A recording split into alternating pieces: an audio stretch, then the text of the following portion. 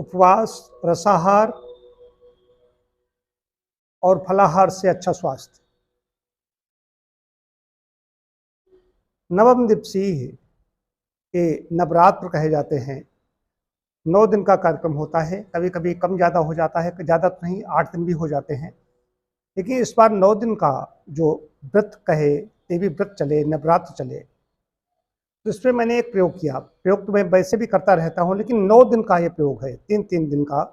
3 दिन जलोपवास, 3 दिन रसाहार, 3 दिन फलाहार।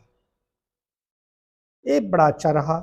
3 दिन का व्यक्ति कोई जिनका वजन ज़्यादा है या कुछ ऐसी व्याधि से पीड़ित हैं जिनमें घर में ही रह करके 9 दिन का, बहुत लोग व्रत रखते हैं 9 दिन। कुछ लोग ऐसे हैं जो खाली पानी पर ही रहते हैं, हमने ऐसा देखा है, सिर्फ पानी पीकर रहते हैं। कई लोग ऐसे भी हैं, वो बताते हैं, सुनते हैं, हमारे सामने ऐसे नहीं आए हैं कि कहते हैं लौंग कुटक लेते हैं, वो बात ऐसे भी लोग बताते हैं, लेकिन पानी पी करके खाली रहते हैं। हमारे यहाँ हमारे मित्र डॉक्टर सरल जी हैं, वो भी पहले 9 दिन तक पानी पी करके रहते थे। लेकिन इधर मैंने 3 दिनों तक पानी पी करके रहा। उसके बाद में चौथे दिन से 4, 5, 6 3 दिन फलों के रस पर रहा। इसमें फलों का रस है, किसी प्रकार की सब्जी का रस या सूप नहीं है, आग की पकी हुई चीज़ कोई नहीं ली गई इस काल में। और प्रकृति जैसा देती थी वैसे ही उसको लिया गया, मतलब लिया गया, उसका रस निकाल के दिया गया रसाहार में। उसके बाद में फलाहार। फलाहार में भी जैसे प्रकृति में फल देती है, पपीता, तरबूज, जो कुछ में मिला, बेल, इसका मैंने सेवन किया। 9 दिन के सेवन से और साथ साथ में जिनको आवश्यकता हो वैसे इतना कर लेंगे उतना ठीक रहेगा, लेकिन उपवास काल में आते मल को बाहर नहीं निकाल पाएंगी। ऐसी स्थिति में क्या करना पड़ेगा? ऐसी स्थिति में आंतों के संशोधन की आवश्यकता होती है, आंतों की सफाई की आवश्यकता होती है।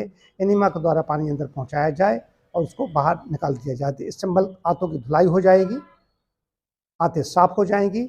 मल जो नहीं निकल पा रहा था, आंत नहीं निकाल पा रही थी, वो बाहर निकल जाएगा। अब यही मल यदि पड़ा रहता है, उपवास काल में गड़बड़ी क्या होती है? उपवास किया, कोई सूखा उपवास कर रहा है, जलोपवास कर रहा है, मल पड़ा हुआ है, आदमी जानता है कि मैंने खाया नहीं तो मल तो अंदर है ही नहीं, हम जाएं क्या? पहले का पड़ा हुआ मल है, कई कई खुराकों का मल पड़ा हुआ है। कई बार इसी का मल का ही वजन ज़्यादा होता है, 2 किलो से 5 किलो तक हो सकता है। ये मन अंदर मल पड़ा रहेगा तो क्या होगा? बड़ी आंत उसमें से, मल में से, उसका काम होता है अवशोषित करना, पानी को अवशोषित करना, चूसना, चूस करके सेमी सॉलिड बना करके मल को बाहर निकाल देती है। लेकिन जब जरूरत से ज़्यादा समय तक मल पड़ा रहेगा, उपवास आदमी अनशन कर रहा है कोई, तब क्या होगा? बड़ी आंत, उसमें स्वभाव है चूसने का, चूसेगी, मल को कड़ा बना देगी, गांठें बन जाएंगी, गांठें इतनी हार्ड हो जाएंगी, निकलती हैं, कई बार मल द्वार को फाड़ देते हैं, कई लोगों को पाइप से सिली हो जाती। बाबा सिर्फ शिकायत सिर्फ इसीलिए हो रही कि मल का कड़ा होना, तो कॉन्स्टिपेशन हो जाएगा। तो उपवास के बाद में आंतों का संशोधन जो हम लोग करते हैं प्राकृतिक चिकित्सा में, पंचकर्म में जो किया जाता है, आंतों का संशोधन, ये बहुत आवश्यक हो जाता है। तो उपवास किया, रसाहार किया और फलाहार किया, यह संक्षिप्त है, 9 दिन का कार्यक्रम है, कोई भी कर सकता है। जिनको शुगर है या कोई ऐसी व्याधि है, वो अपने चिकित्सक से संपर्क करेंगे तभी करेंगे। इस रोगियों के लिए नहीं बता रहा हूँ, लेकिन स्वस्थ व्यक्ति है, छोटी मोटी समस्याएं हैं, वजन ज़्यादा है, वो अपने घर में कर सकते हैं। लेकिन आंतों सफाई के लिए किसी से संपर्क कर लें, ऐसे चिकित्सालय हैं जगह जगह, उनसे संपर्क कर सकते हैं, या इतना सीख लें जाकर कहीं पर, अपने घर में भी ये सब कार्य कर सकते हैं, एनिमा वगैरह ले सकते हैं।